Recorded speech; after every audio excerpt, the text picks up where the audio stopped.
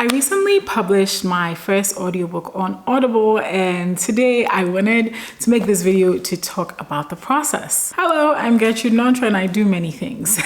One of the things I do is I am an independent author of romance novels, specifically sweet Christian romance novels, and I have currently written 7 books in that genre. I'm writing my 8th, and recently I turned one of the first books in my first series, or the first book in my first series, into an audiobook using Amazon's ACX platform.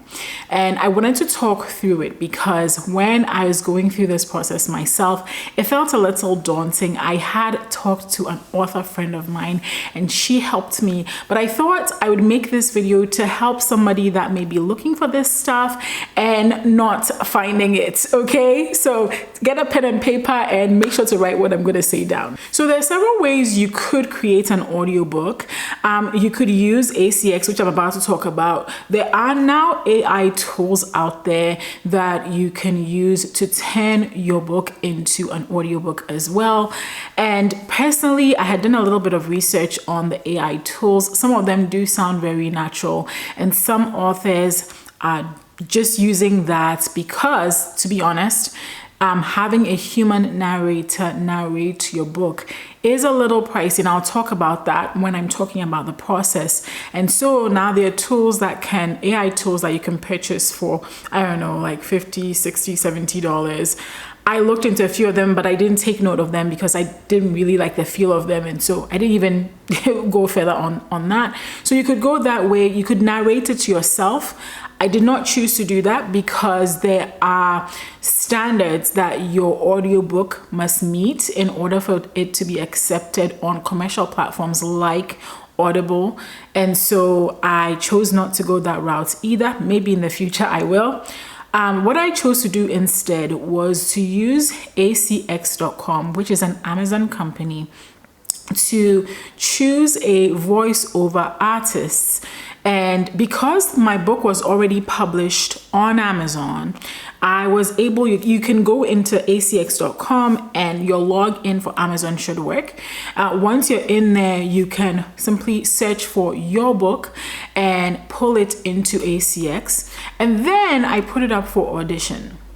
And so when you put it up for audition, several voiceover artists are going to send you samples. I got, I think, multiple 5-minute samples of people narrating the first 2 pages of my book. They give you a limit of how much you can give them for a sample, but it's equivalent to about 2 pages.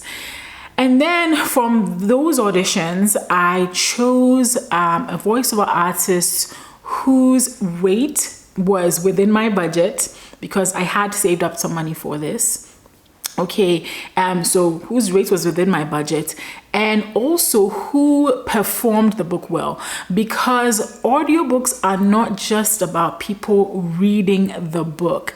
It's also a performance, right? Now, before I even get into that, well, I'll talk about why audiobooks, right? So personally, I listen to audiobooks, and because I'm a busy mom and there's not always enough time for me to sit down and take a book and read. And so whilst I'm commuting or whilst I'm driving my son somewhere, it can be a really good way for me to listen to a book, or good opportunity for me to listen to a book. You also have people that may have visual impairment or other such disabilities that prevent them from reading a physical book or an ebook. And so audiobooks are how they consume books. And so I wanted to make my book accessible this way to people that may want to consume my books but cannot always do that through the ebook or paperback formats. Okay, that's why I decided to do audiobooks. And so once I had chosen that voiceover artist whose rate was great and also whose performance voice was wonderful, right? And you'll find many of them within ACX. You can choose a plethora of filters, right? So you can have a female voice, a male voice. You can have a voice that sounds French. You can have a British voice. You can have an American accent. You can have so many types of voices, and you can choose that within ACX. So once I chose that voiceover artist, the next step was to, and we agreed on a rate. The next step was to set a deadline for the project, right? And so the way that works is you first of all set a 15-minute check-in. What that is that you give the voiceover artist a date to submit a 15-minute sample of your work. They already sent you like a 2-3 minute sample earlier on, 2-page sample, and you listen to that. But sometimes that can be a little misleading. So maybe you need a little bit more time to determine if, okay, do I really like the way this person is narrating my book? And so that's the 15-minute checkpoint. And so I had submitted this book somewhere around the 15th of December 2023, and so I set a date, I think about a week from that date, for her to submit the 15-minute checkpoint. I listened to the 15-minute checkpoint, which was about the first chapter of the book, and I was very, very happy with it, and asked her to continue with the whole project, and then set January 15th as the date for her to give me the finished product. So the full span of time was about a month. Now, let's talk about payments, because I talked about the fact that it is not necessarily cheap to produce an audiobook.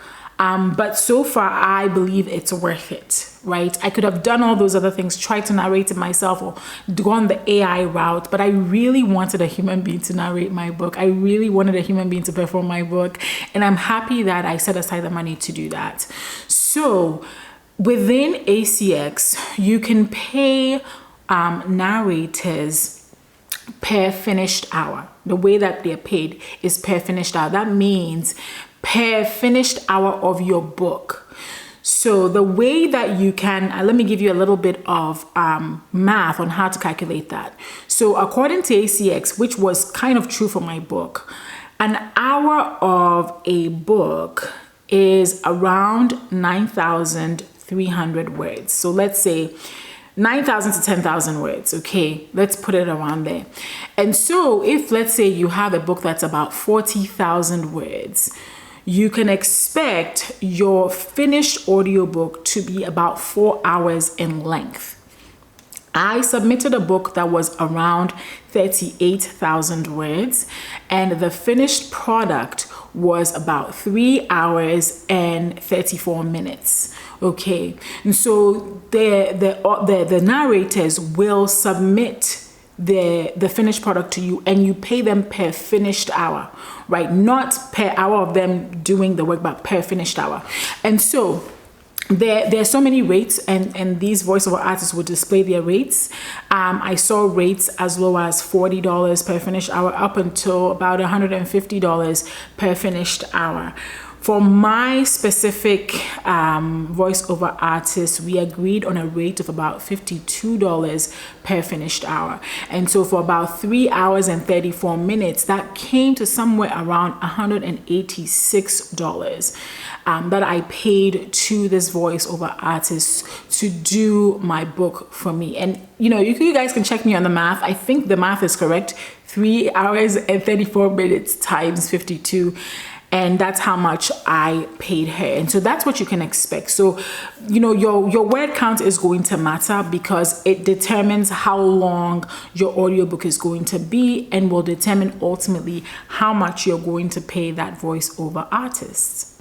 Now, as far as publishing the audiobook goes, there are a few things that can happen. You can go exclusive with Audible, or you could decide not to go exclusive with Audible. Now, if you don't go exclusive with Audible, the royalty rate you get is reduced to, I think, 25%.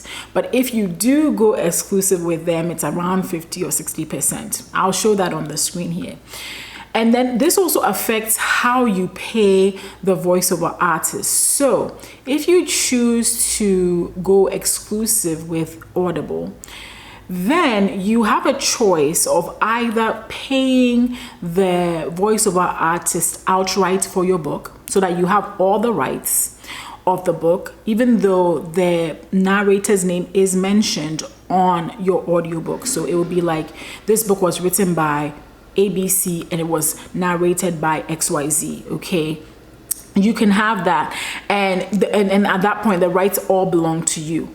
Or you could do what's known as a royalty share. What the royalty share means is that you will not pay the narrator up front, but the narrator is going to share your revenue with you for a specific amount of time.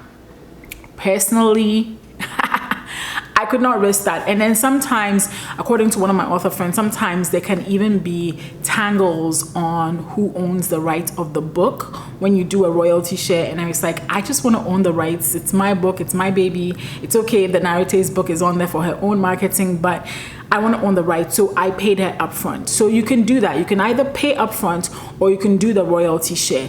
If you choose not to be exclusive to Audible, you can only pay them upfront. You cannot do the royalty share. Okay, so the royalty share is only available if you are exclusive to Audible. Yes, these people know how to get your money. Okay, so they really do. They really do. But number one, I didn't want to be exclusive to Audible. And number two, I wanted to own the rights to my book and to my audiobook, and so I simply just bought it out, and that was it. Now, when she delivered the book, when she delivered the book and I had paid her and she had confirmed it, it took Amazon about a week to review the book. And so they will review the book. Their review process is not really clear, like most companies. Anyway, so they reviewed the book. It took them about a week or 8 days or so. And then I got a message saying, congratulations, your book is now in the Audible store. And the book is in the Audible store right now. So if you go to the page where my book is being sold, you'll see the ebook, the paperback, and now the audiobook is available. And I'm really happy with the fact that it's available. I'm also very happy that I'm not exclusive to Audible, which I could talk about this in another video, but what am I going to do if I'm not exclusive to Audible? Well, the great thing is that I created a YouTube channel for my author brand. I write under a pen name. I don't write under my own name. I write non-fiction books under my own name, but for my fiction, I write it under pen name. I created a YouTube channel for that pen name, and I'm actually putting some. I won't put every single audiobook of mine on YouTube, but I'm putting them there as a way for potential readers to find, discover, and enjoy.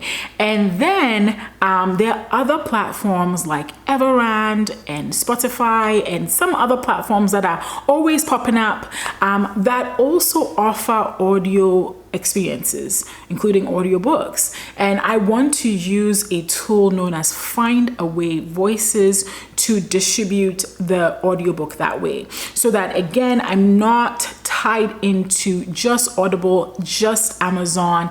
I'm really, this year 2024 was my year of, number one, creating audiobooks, and also number two, my year of making sure that as an author, I don't just lock myself into Amazon. Yes, Amazon owns about 70 to 80%. It's you can't ignore it, of the total ebook market in the world, right? It's crazy, but it's $1 billion industry, and even 20% out there is wonderful. And you know, one of the things you never want to do is put your eggs in one basket, my friends. It's nice to get those royalties from Amazon, but I also find that it's good to diversify your income as an author. That's how I published my very first audiobook on Audible. I hope this was helpful. If it was, let me know in the comments below. If there are questions you have, leave them in the comments below, and I will do my best to answer them.